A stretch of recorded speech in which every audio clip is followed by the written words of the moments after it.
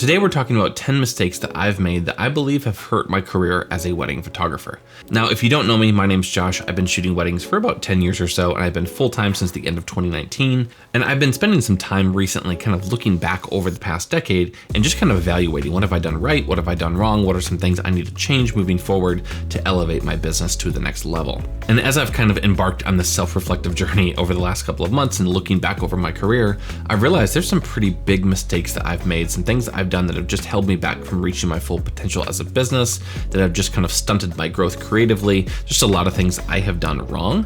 And today I just kind of want to share that list with you. So whether you're currently making these mistakes and this serves as kind of a wake-up call to you, or you're just starting off in your career and this can kind of serve as a deterrent so that you don't make these mistakes and you're able to kind of build a better business than I did more quickly, hopefully this video is helpful for you.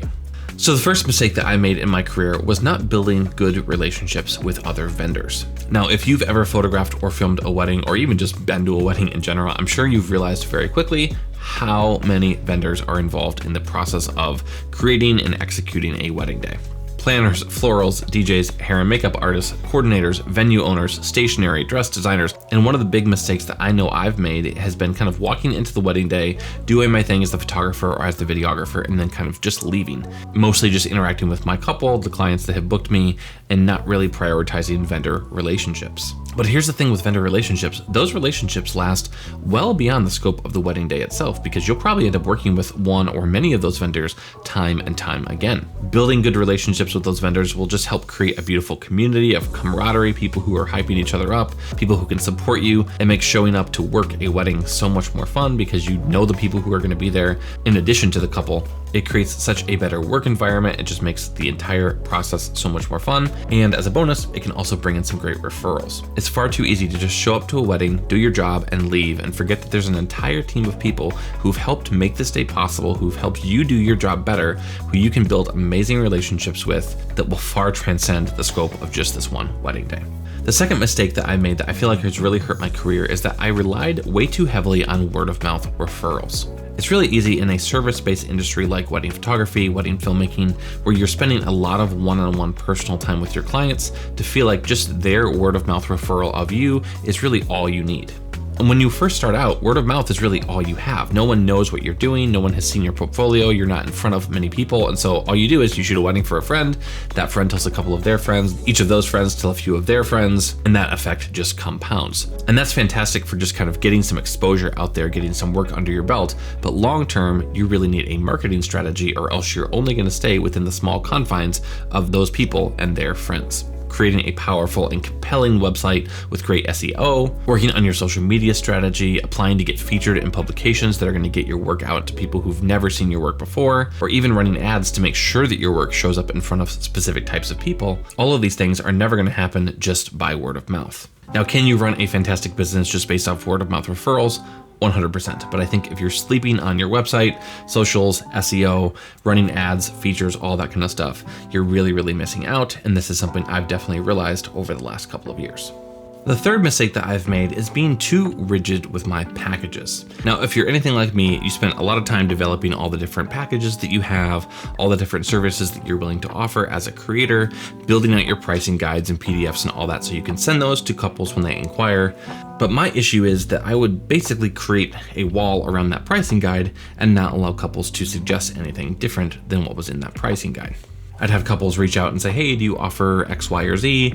And I would say, sorry, no, that's not something that I offer. That just doesn't really fit the scope of my artistic vision, what I'm trying to create with my business. And usually people were very understanding of that. However, over the past couple of years, I've realized that the walls of your artistic vision are much broader than you might think. Adding an additional service that you don't usually offer just to make a client happy, number one, gets you extra income for that job, but then also makes that client super happy and willing to market you to all of their friends because you went above and beyond. And did it really hurt me as a creator? Do I have to use that to market my services in the future if that's not something I want to do? No, absolutely not.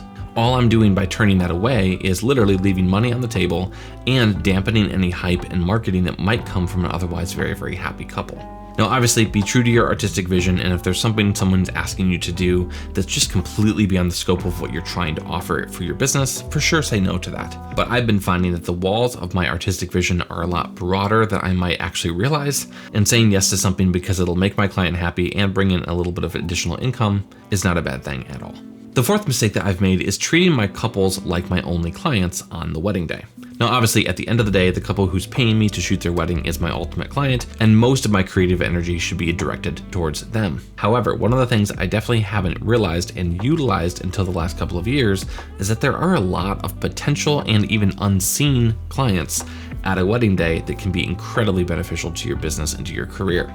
First off is the vendor team. Chances are they're busy creating all the stuff they have to do for their day, and as the photographer or the videographer for the wedding, how easy is it to send them the images or send them videos of their product or their services, or even of them in action on the wedding day that they can use to then promote their services to future couples. And here's a pro tip on this: you can shoot content that's specifically and exclusively for the vendor team. Chances are you're not going to have your camera clicking away the entire wedding day, and it's incredibly easy just to snap a couple extra shots of the DJ that you can send them for later, grab an extra few clips of the florals or the stationery or the flat lay that you might want to send to the planner or the designer. Treating the rest of the vendor team like additional clients can help build relationships with them, rapport with them, help build your reputation in their eyes, and can even lead to some referrals or even brand projects for those vendors down the road. Another place I love to direct some additional creative energy at the wedding when I have a little bit of a break is towards other couples, family members, or guests at the wedding. When I see someone kind of posing for an iPhone photo, I'll run over there with my camera and be like, hey, I'll take that for you. I'll grab one on my camera as well. Here's my business card. Feel free to reach out. I'm happy to send you that photo. Same thing happens when I see mom trying to rally the cousins to grab a quick photo of them. I'll run over, take that photo of them on their iPhone, and then also grab one on my camera. Because number one, it's my job to capture the wedding day, and all of these guests and all these family members are incredibly important to the couple. But just going above and beyond to recognize, capture, and then send a family photo to just some random guest that was at a wedding is a fantastic way to elevate my reputation in their minds, and who knows, that could lead to additional jobs down the road.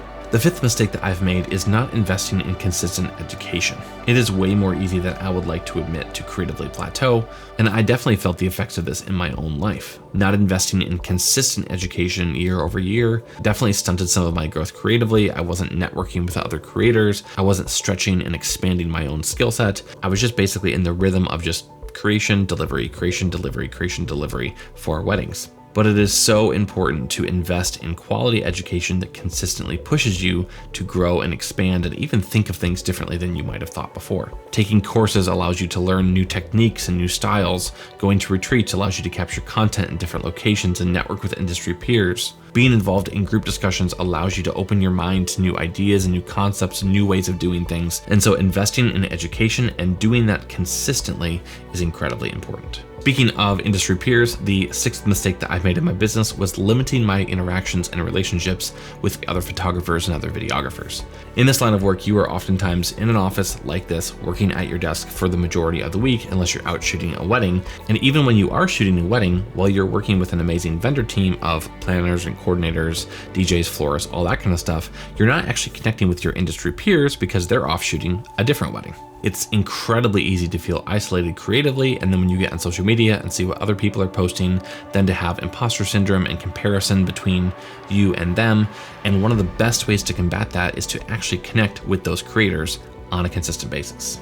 In the last year or so, I have become really intentional about connecting with other creators on social media, scheduling times to have FaceTime chats with people on a consistent basis, going to coffee shops, and just even working across the table from each other or having conversations about what we're doing in our businesses. And it's been so life-giving and so refreshing just to connect with other people who are doing the same things that I'm doing, but just in different ways. All right, continuing on. Mistake number 7 that I've made is not creating personal work on a consistent basis. When we first get into a creative career, we probably aren't doing it for the money. Chances are you have a camera, you're taking photos or shooting videos of your friends, and then that kind of turns into jobs over time. But as that continues, what was just a creative outlet for you now becomes a job. Creating work just for the fun of it is the key to maintaining consistent creative inspiration and growth. And so if you're not getting out with your camera just to photograph and film things just for the fun of it, things that are completely outside the scope of your job even, it's really, really easy to plateau. So whether that's literally just taking a camera on your next family excursion, coming up with some personal project that you want to create, attending a content day so you can capture some more industry specific stuff with other industry peers, or maybe even designing your own styled shoot so you can create exactly what you want to without any of the pressure of a paying client. Mistake number 8 is something I struggle with so often, and that's getting laser focused on the immediate projects at hand and forgetting I'm running a business that has a lot of things I have to do in it. For example, when I'm working on a wedding film, it is way too easy for me just to lock myself away in my office and only work on that wedding film for a week and a half. And that's the only thing I do. I'm not worried about marketing. I'm not worried about social media. I'm not worrying about networking and connection with people. I'm not worried about updating my finances and getting in QuickBooks and doing any of that kind of stuff. Even responding to emails can fall out the window because I'm so laser focused on finishing that edit. The problem is there's always another edit. And as soon as you finish one, then the next one comes up and then the next one comes up. And the things that tend to fall by the wayside here are my website upkeep, my marketing, my finances, my vision casting for the future, even networking and connecting with other industry peers. I often tell myself that I'm just gonna wait until things settle down a little bit and then I'll focus all of my energy on those things. Then that only happens once a year, if that, and that really shoots me in the foot.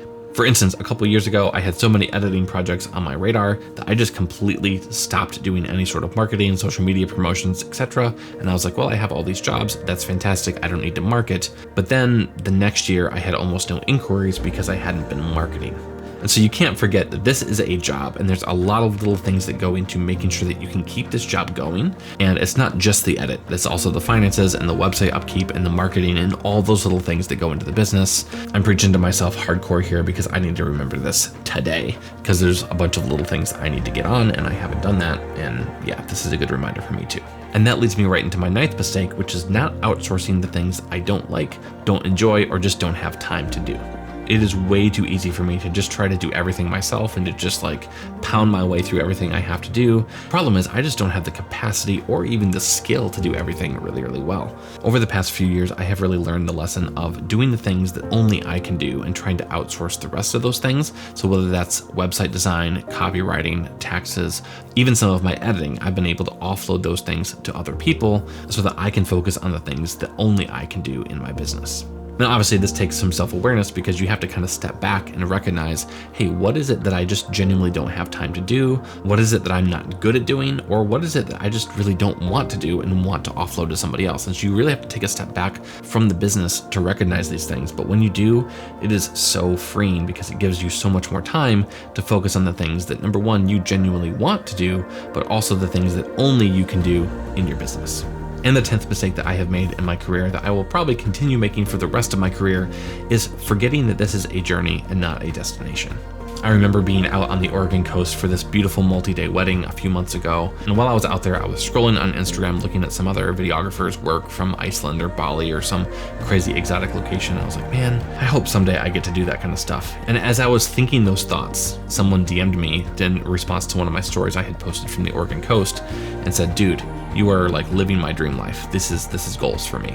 And I really just had to kind of step back and press pause and just go, wow, okay, I've come a long way from where I first started. I am out here on the Oregon coast. I'm doing destination weddings. I'm doing this work that some people only dream of doing. Sure, setting goals and looking into the future is fantastic, but I need to remember that this is a journey and the journey is always evolving. And there's always new milestones you want to hit. There's always new goals that you want to reach for. And all of that's fantastic, but don't forget to stop and look at where you've come from, to look at the things you've already achieved, because chances are you are way farther right now than you were 6 months ago, a year ago, 5 years ago, etc. This is absolutely a journey and it's okay to recognize the milestones along the way. So hopefully you've learned something from these mistakes that I have made. These are definitely things I am still growing in. If one of these mistakes specifically resonates with you, or you have additional mistakes that you're making or you have made that you've learned from, please leave those down in the comments and I will see you in the next video. Peace.